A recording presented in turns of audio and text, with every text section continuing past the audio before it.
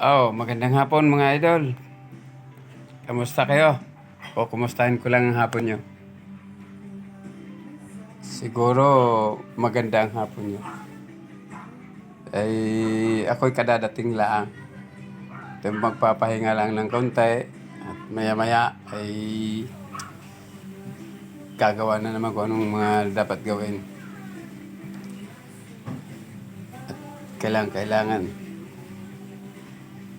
Baka yung ibang mga idol ko dyan nagbabarik na. Aba,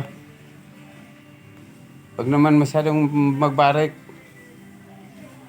at nakakasama sa kalusugan. Ika nga, yun. Gwapo pag ako. Tagal ko na kayo hindi nakikita eh.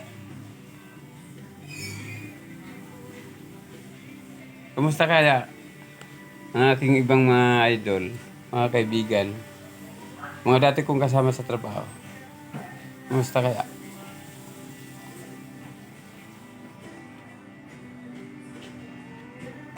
Ako'y nandidini lang ako, dadating lang. Papay mo. Kaya ako'y nangungumusta sa inyo. At hindi ko kayo nakakalimutan. Basta't magkakasama sa trabaho. Kailangan mangumusta. Ika nga. At maraming salamat at kumusta.